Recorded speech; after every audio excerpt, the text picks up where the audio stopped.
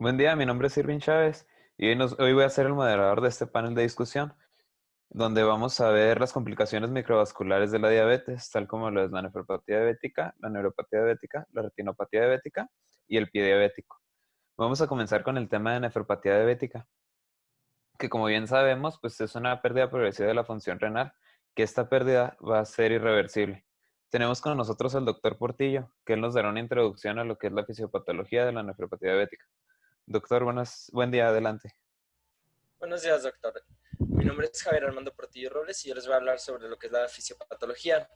Bueno, doctor Irving, aquí lo que vamos a tener va a ser primero un aumento de la glucosa en la sangre, que esto va a hacer que se active la vía de los polioles. Esto va a hacer que nuestro riñón se vaya a producir una hiperfiltración glomerular, que en nuestro riñón pasa que algo que es una activación de ciertas moléculas, que es la renina y angiotensina aldosterona. Esto ya en conjunto va a hacer que se produzca un estrés oxidativo en nuestro riñón, y gracias a este estrés pues, se va a activar ya la vía del glicerol, la proteína sequinasa, y va a llevar a un aumento del factor de crecimiento, que junto a este aumento del factor de crecimiento pues va a ser claro que va a llevar a una inflamación. Y esto se ha estudiado bastante, ya que estudios nos han demostrado que las citocinas inflamatorias son determinantes en la aparición de las complicaciones microvasculares de las tres patologías que ya fueron mencionadas, ya sea la neuropatía diabética, la nefropatía y neuropatía. Además del estado de hiperglicemia, se va a asociar con la activación de mecanismos que van a conllevar a la producción de citocinas. Esto va a hacer que se aumente el daño inflamatorio y va a hacer que se dé una susceptibilidad genética que pues se va a basar ya sea en cambios genéticos que se van a producir según el momento de vida. Y pues ya esto en sí va a ser ya toda la fisiopatología de lo que es la nefropatía diabética, que ya cuando un paciente llega a un hospital en un estadio más clínico, esto nos lo va a comentar la doctora Leslie Sánchez. Así es, tenemos con nosotros también a la doctora Leslie Sánchez. Buenos días, doctora. ¿Nos Buenos podría días. comentar un poco de cómo realizarle un buen diagnóstico al paciente con diabetes, por favor? Claro que sí, buenos días. Bueno, la nefropatía diabética suele ser diagnosticada de manera clínica. Esta se va a basar por la presencia de la albúmina y una tasa de filtrado glomerular, o podemos encontrarlas disminuidas en este caso. Si no hay algún signo o síntoma, o puede ser otra causa que ya nos lleve un poquito a un daño más renal. Pueden... Entonces, se va a Ujú. presentar esta enfermedad, pero ¿cómo se va a presentar? Sí, pues mira, casi siempre se va a presentar, va a incluir una diabetes ya prolongada. Como lo había mencionado mi compañero Portillo, vamos a encontrar ya una retinopatía, ya por lo mismo de las complicaciones. Y también podemos encontrar unos estadios, los cuales nos van a decir según en qué clasificación está ya el paciente y los grados de tasa de filtrado glomerular o la albúmina que puedan presentarse. Casi siempre en el estadio 1 vamos a tener lo que es la presión arterial, va a ser un poco normal y va a haber una ausencia de esta proteína que es la albúmina. Y conforme van aumentando los grados, vamos a tener la presencia de la hipertensión y va a haber un aumento del filtrado glomerular, va a haber una hiperfiltración. Y aún así todo esto pues se tiene que tener como en consideración, pero no es más importante como una buena prevención que más adelante nos van a comentar. Doctora Reyes, buenos días. Buenos días. Bueno, para la prevención de esta patología hay que tomar en cuenta ciertos puntos. ¿Nos los podría comentar, por favor? Sí, vamos a tomar en cuenta ciertos factores. Uno de ellos es al paciente hay que recomendarle que tenga un buen control en su azúcar, ya sea menor del 7%. También es muy importante que su presión arterial esté controlada mediante el uso de metabloqueadores o ya sea que use IECAS. También es muy importante que restrinja la sal en las comidas. Esta es recomendable que sea menor de 6 gramos al día. También la actividad física diaria por lo menos 30 minutos por día. Y si el paciente está un poco pasado de peso, hay que recomendarle que baje a su peso adecuado. También es importante el recomendarle no fumar. Además que esta práctica es nociva. Entonces, el no fumar va a ayudar al paciente a disminuir su riesgo asociado con lo que es la enfermedad cardiovascular, además de otras enfermedades. También tratamientos con yecas o betabloqueadores en caso de que tenga una microalbuminuria o proteinuria. Esto es muy importante porque podemos evitar la progresión de lo que es la nefropatía diabética y podemos ayudar a disminuir riesgos asociados a enfermedades cardiovasculares. También es importante mantener los triglicéridos normales y que el paciente lleve una buena dieta baja en proteínas. Y pues también es importante evitar los medicamentos nefrotóxicos como lo son el diclofenaco y el ibuprofeno. Muchas gracias, doctora. También tenemos al doctor Amezcua. El doctor Amezcua nos va a comentar un poco del tratamiento para el paciente. Buenos días, doctor. Buenos días, doctor Chávez y compañeros ponentes. Nos vamos a basar para el tratamiento de los estándares de cuidado médico en diabetes según la Asociación Americana de, de Diabetes. Y vamos a iniciar con el tratamiento en la alimentación de nuestro paciente. Es importante mantener una alimentación de sodio bajo, menor a 2.300 miligramos diarios, y proteína de 0.8 gramos por kilogramo. Después vamos a indicar metformina en pacientes con una combinación de diabetes mellitus 2 y enfermedad renal crónica. Vamos a utilizar los inhibidores del cotransportador de sodio glucosa 2 o agonistas del receptor del péptido 1. También es importante optimizar el control de la hipertensión, ya que esto nos va a favorecer y al no tener control, pues nos va a afectar, ya que va a hacer que la nefropatía diabética tenga un avance más rápido. En pacientes, excepto embarazadas con hipertensión y diabetes mellitus, vamos a utilizar los inhibidores de la enzima convertidora de angiotensina o antagonistas de los receptores de angiotensina.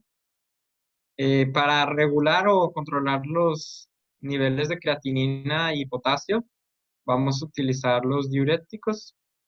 Y en caso de cualquier incertidumbre con respecto a la etiología de la nefropatía diabética, debemos saber cuándo referir al paciente a un especialista, ya que si no lo hacemos a tiempo, podríamos empeorar el pronóstico de nuestro paciente o ya cuando lo referimos es un estadio bastante afectado. Muchas gracias, doctor. Muchas gracias a todos por la participación. Ahora vamos a tocar otro tema, que es la retinopatía diabética. Como sabemos, pues es una complicación de la diabetes mellitus. Y la doctora Ixchel González, nos hablará un poco de esta enfermedad. Buenos días, doctora. Hola, buenos días. Bueno, pues es importante recalcar que la retinopatía pues, va a ser una de las principales causas de ceguera irreversible en el mundo.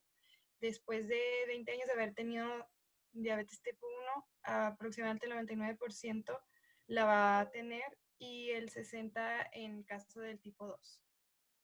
Bueno, doctora, disculpe, pero ¿cómo es que se presenta esta enfermedad? ¿Cómo los pacientes llegan a presentarla?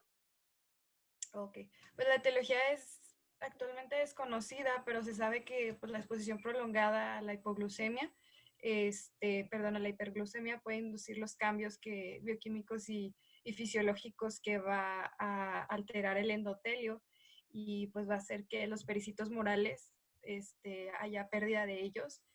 También va a haber engrosamiento de lo que es en la membrana basal y puede haber una oclusión capilar y las arterias pues no van a perfundir los capilares, entonces la impermeabilidad de la barrera va a alterar, va a permitir que pasen elementos a la sangre, como son las hemorragias, va a provocar también exudados, incluso hasta edema en el tejido. Y para los pacientes, o sea, después de que presentan esto, ¿Todos lo van a presentar igual o vamos a clasificarlos de diferente manera? Sí, así es, lo vamos a clasificar. Vamos a tener lo que es la no proliferativa y la proliferativa, incluso también un edema macular. En la no proliferativa vamos a tener microaneurismas, hemorragias superficiales y también profundas.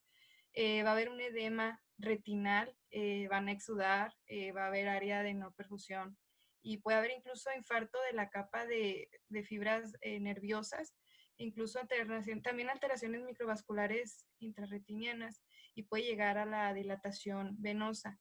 En la proliferativa es lo mismo, estas complicaciones, pero se le une la neovascularización, que estos vasos nuevos pueden provocar otra vez hemorragias preretinales e intravítreas y hasta puede haber un desprendimiento ahí de la retina. El edema también se puede crear en cualquiera de estas fases, pero esto va a incluir lo que es el engrosamiento del área macular y también otra vez exudados, y el porcentaje va a aumentar dependiendo de la severidad de la retinopatía. Muchas gracias, doctora. Doctor Varela, buenos días. Para detectar esta patología, ¿cuál sería el procedimiento que utilizaríamos? ¿Cómo sería la detección? Hola, buenos días. Bueno, para la detección de esto, bueno, lo más importante sería que tenemos que realizar una estudia clínica para poder así llegar a los factores de riesgo, como son el tiempo y la evolución de la enfermedad, la presencia de hipertensión arterial, la nefropatía, dislipidemia, y también ver si tiene cifras elevadas de la hemoglobina y también lo que es el tabaquismo. ¿Y existe alguna manera de evitar que el paciente llegue a una retinopatía? Pues en la prevención pues tenemos que tener un control de nuestra diabetes y niveles de azúcar. También tenemos que mantener la presión arterial y el colesterol bajo. Y pues tenemos que prestarle mucha atención a los cambios en la visión. Si es que nuestra visión se vuelve borrosa, irregular o nebulosa. Y lo importante también es que pues tenemos que dejar de consumir tabaco, ya que esto puede incrementar el riesgo de la retinopatía diabética. Y bueno, más adelante, pues el doctor Galarza les va a hablar sobre el tratamiento de esta enfermedad. También tenemos con nosotros hoy al doctor Galarza. Buen día, doctor. ¿Nos podría platicar del tratamiento de esta enfermedad, por Hola, favor? buenos días, doctor. Sí, claro que sí. Como ya lo dijo el doctor Varela, la mejor opción para tratar la retinopatía diabética pues es la prevención, ¿no? Aquí vamos a tomar en cuenta varios factores que nos van a ayudar a que esta patología no se exacerbe. Por ejemplo, puede ser un control adecuado de los niveles de glucosa en sangre y de la hipertensión también, una dieta sana, hacer ejercicio, también que mi paciente tenga una buena educación sanitaria. Esto es muy importante, ya que son elementos esenciales que nos van a ayudar a prevenir o a demorar bien la aparición de la retinopatía diabética. Hablando bueno, en pacientes tanto como tipo 1 como tipo 2, pues han demostrado claramente la importancia del control glicémico. Esto va con tratamientos intensivos en la prevención de la retinopatía. También está otro tratamiento que viene siendo como que el definitivo, ¿no? El tratamiento estándar, que es la fotocoagulación láser. Este es recomendable la aplicación de más o menos unos 2.500 disparos que vamos a dividir entre 3 sesiones aproximadamente a través de la retina. Y así lo vamos a considerar como un tratamiento adecuado. Este va a disminuir hasta un 50% de los casos el riesgo de pérdida severa de la visión. Muchas gracias, doctores. Muchas gracias, doctor Galarza. Ahora vamos a cambiar de tema. Vamos a hablar de lo que es la neuropatía diabética. Pues como bien sabemos, es una complicación que genera las complicaciones ya antes mencionadas, ya que genera un daño hacia los nervios. Pero para esto tenemos a la doctora Rivas, que nos va a platicar cómo es que se genera ese daño a los nervios. Buen día, doctora. Claro que sí, muchas gracias. Buenos días, compañeros. Pues mira, hablando un poquito sobre la fisiopatología, vamos a tener que la hiperglucemia crónica se va a relacionar con la aparición de complicaciones microvasculares. Este nos va a comprometer al metabolismo por varias vías, como las del sorbitol, como los polioles, la fructosa y los hexosaminas. lo cual nos van a favorecer a la formación de productos finales de la glicosilación avanzada. Entonces, hay que tener un punto importante, que la hiperglucemia crónica nos va a reducir la densidad de las fibras nerviosas y el deterioro de la velocidad de conducción. Entonces, vamos a tener que la hiperglucemia crónica nos va a inducir a un estrés oxidativo. Entonces, teniendo como vía final el desarrollo de las complicaciones, como antes mencionaba, ya una neuropatía diabética. Entonces, como conclusión para entender mejor, vamos a tener que el exceso de glucosa va a convertir parcialmente en sorbitol y este va a aumentar un estrés oxidativo, en especial en nervios periféricos y en retina, donde hay un aumento de osmolaridad celular y una peroxidación de los lípidos de la membrana celular. Esto provocando especialmente en los nervios periféricos una isquemia e hipoxia. Muchas gracias, doctora. Está con nosotros el doctor Carrillo, que nos va a platicar un poco de las neuropatías más frecuentes. Doctor, ¿cuál sería la neuropatía que más frecuente se presenta en esta patología? ¿Qué tal? Buenos días, doctor. Dentro de la clasificación de neuropatías, la más frecuente son la neuropatía autonómica y la neuropatía periférica, siendo esta la más frecuente. Entonces, para diagnosticarla, ¿nos vamos a enfocar en algo en específico? Sí, dentro de la neuropatía periférica, tenemos 3 apartados que revisar, ya que el diagnóstico de esta enfermedad es primordialmente clínico. Nos vamos a centrar en la anamnesis, en la exploración física y en la clínica. En la anamnesis es importante verificar sus antecedentes personales, su tabaquismo, sus años de diabetes mellitus. Doctor, pero bueno, vamos a hacer la exploración física del paciente, pero qué es lo que va a denotar que el paciente tenga esta enfermedad o qué es lo que nos va a hacer pensar en esta enfermedad en el paciente? Bueno, en cuanto a la exploración física, tenemos que valorar la sensibilidad, es muy importante. La sensibilidad algésica, táctil, vibratoria, térmica, la sensibilidad a la presión y no olvidando los reflejos osteotendinosos. Vamos a utilizar 3 instrumentos para apoyarnos, que es el monofilamento de 10 gramos, un diapasón de 128 Hz y un martillo de reflejos. No hay que olvidar la clínica, es muy importante el dolor. Si un paciente refiere dolor, disestesia, ardor, hormigueo, nos vamos a apoyar también mucho de eso. Para la detección de la neuropatía autonómica, nos tenemos que basar en los síntomas, en la historia clínica y en las pruebas médicas. Pero ya depende mucho de cuál de las alteraciones del cuerpo estén afectadas. Por ejemplo, en las alteraciones cardíacas, tenemos que valorar mucho la frecuencia cardíaca. En las alteraciones gastrointestinales, pues si hay un paciente que presenta manifestaciones sin una causa identificada, vamos a sospechar de esta patología. También en las alteraciones genitourinarias, cuando hay una manifestación clínica sin causa aparente, podemos sospechar de esta patología, por ejemplo, una incontinencia, una disfunción vesical. En cuanto a la prevención, lo primordial es el control glucémico. Va a reducir mucho el porcentaje para que te dé esta patología. Es importante también el perfil lipídico, como se menciona en la guía internacional. Muchas gracias, doctor. Doctora Mendoza, ya sabemos que el tratamiento de esta patología es muy importante, pero ¿cómo realizaremos ese tratamiento? ¿Qué es lo más recomendable para el paciente? Buenas tardes, yo soy Paola Mendoza. Sí, para el tratamiento, como ya lo mencionaron mis compañeros, son los factores de riesgo, ya sea los neurotóxicos, incluir un estilo de vida saludable y el ejercicio.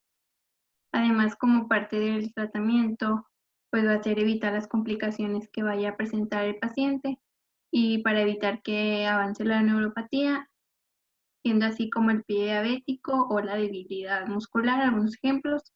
También se recomienda que el paciente acuda a rehabilitación para que pueda realizar sus actividades diarias con la disminución sensitiva y motora que presenta la patología.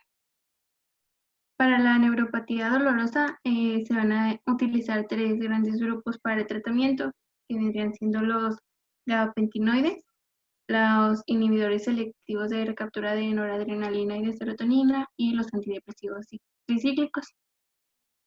Estos 3 van a estar indicados y vamos a indicarlos al paciente dependiendo de qué tan efectivos sean, y también se pueden combinar, pero dependiendo mucho de la eficacia que tiene el paciente y sus efectos adversos.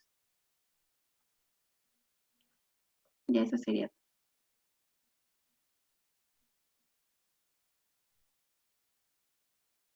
Perdón. Vamos a cambiar el tema. Muchas gracias. Vamos a hablar del pie diabético, que como ya vimos, pues el pie diabético es una de las complicaciones, yo creo, más importantes de la neuropatía diabética. Para esto, tenemos al doctor Cruz, que nos va a platicar un poco sobre la fisiopatología de esta. Adelante, doctor, buen día.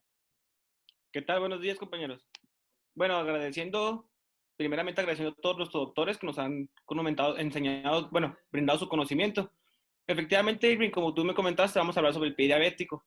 Vamos a definirlo primeramente como una alteración clínica de base etiopatogénica o que vaya a una neuropatía que va a ser inducida por la hipoglucemia mantenida, en la que con o sin coexistencia de isquemia y previo desencadenante traumático va a producir una lesión, que va a ser la ulceración del pie. Las lesiones más habituales, como lo conoces, son las úlceras, conos de infección y la gangrena. En su fisiopatología, vamos a ver una presencia de neuropatías, una insuficiencia vascular, alteración de la respuesta de la infección, una reducción de la movilidad articular por presión anormal, que hace que el paciente diabético tenga una vulnerabilidad a problemas en los pies. Su neuropatía motora va a afectar el músculo de los pies, lo que va a llevar a las deformaciones o articulares, como que, por ejemplo, que va a ser inducida por la presión en la superficie plantar. Va a afectar más a los metatarsianos y al talón. De aquí va a estimular para formar la callosidad, que esta va a ser precursora de la ulceración. En su neuropatía sensitiva va a favorecer la ulceración, ya que va a disminuir la percepción del dolor, que esta va a ser la que va a predisponer a las lesiones en el pie con una tardía detección. La neuropatía del sistema autónomo. Esta va a producir un falso calor en el pie, secundario a su alteración del flujo. También va a disminuir la sudoración, lo que dará piel seca, que va a tener una tendencia a la fístula y a las grietas, con una facilidad a la infección. Y la enfermedad vascular periférica, que induce la isquemia en el pie diabético, y la circulación periférica, que va a ser afectada en el pie diabético. Por ejemplo, una calcificación que va a dar va a dar una rigidez y va a ser menos elástica, va a ser menos elástico, y a unido a la formación de colateral alrededor de la estenosis y una oclusión mala. Esto es de la fisiopatología. Muchas gracias, doctor. También nos acompaña la doctora Palacios. La doctora Palacios nos va a hablar un poco del diagnóstico y del tratamiento de esta enfermedad. Doctora, buen día, adelante. Doctores, buenos días. Bueno, yo les voy a hablar un poco sobre el tratamiento. Inicialmente se consideran 2 estrategias: la estrategia del tratamiento no farmacológico y dentro del tratamiento local de la úlcera, teniendo en cuenta como un cuidado o una educación constante hacia nuestro paciente y familia. Y sobre el tratamiento en la locación de la úlcera, sería tener un control de la glucemia, un control de la área de presión, tener un control del dolor, estar viendo en la zona a ver si no hay un desbridamiento, y de esta manera también tener un adecuado del hecho de la herida, remover el tejido desbilitazado, controlar la infección y o inflamación que tenga. De esta manera también usar adecuadamente los apósitos para tener una humedad adecuada y estimular los bordes de epiteliales. Después de esto tenemos una clasificación de riesgo que se clasifica de 0 a 3, y de esta manera vamos a poder dar restricciones y un manejo adecuado. Dentro de la clasificación 0, pues simplemente es una educación adecuada y podemos tener un manejo del año a 6 meses con un médico general. Teniendo esto en cuenta, la clasificación del 1 al 3 tenía que ser con una restricción de uso adecuado de calzado, evaluación vascular, y de esta manera podemos tener un seguimiento dentro de un mes hasta 6 meses con un médico especialista. A continuación les voy a mostrar unas imágenes en donde podemos ver o apreciar una cirugía de una amputación del pie diabético. Nosotros como próximos médicos generales debemos de tener en cuenta que la educación hacia nuestro paciente y familia es la mayor forma de dar el tratamiento adecuado, ya que si damos esto, pues podemos no llegar a estos tipos de situaciones. Muchas gracias, doctora. Ya para concluir, pues la doctora Rendón, ya viendo estas imágenes, ya la doctora Rendón nos va a finalizar este tema con la prevención y la detección de esta enfermedad. Doctora, buen día, adelante. Hola, buenos días. Voy a hablar sobre la detección temprana del pie diabético. Esta se va a realizar mediante el monofilamento de Siemens-Wedings, el diapasón de 128 y el reflejo de Aquilio. También vamos a encontrar deformidades en el pie, como los dedos de garra o los dedos de martillo, heridas o úlceras y eritema. En cuanto a la prevención del pie diabético, se le va a recomendar al paciente el control de la glicemia, lavarse todos los días los pies con agua y jabón neutro, y los vamos a secar sutilmente con una toalla seca. Cortarse las uñas de forma recta, y también se va a recomendar utilizar zapatos cómodos y utilizar calzados o medias especiales. Sería todo por mi parte. Bueno, ya para concluir, muchas gracias a todos, doctores, por su participación. Ya como conclusión, pues yo pienso, ya después de compartir como conocimientos entre todos, yo pienso que lo más importante de todo esto, pues es la prevención y la educación del paciente, ya que viendo las fisiopatologías, los diagnósticos y los tratamientos de la enfermedad, sería mucho mejor educar al paciente para que el paciente evite todo este procedimiento de una enfermedad. Si no se logra evitar porque el paciente es muy genéticamente propenso o ya está la enfermedad ahí, pues prolongar su salud lo más que se pueda. No sé si estén de acuerdo o si quieren agregar algo más, doctores. Efectivamente, compañero Irving, doctor, estás en lo correcto. Quiero oír mi punto de opinión. Lo más importante, educar a la población, ya que México es una posición muy, muy importante, de las primeras en el mundo en la diabetes, y es importante comenzar pues desde la más temprana edad que se pueda dar el conocimiento a todos nuestros pacientes en general. Así es, doctor. Muchas gracias. Bueno, pues con esto concluimos nosotros esta ponencia. Buen día. Gracias.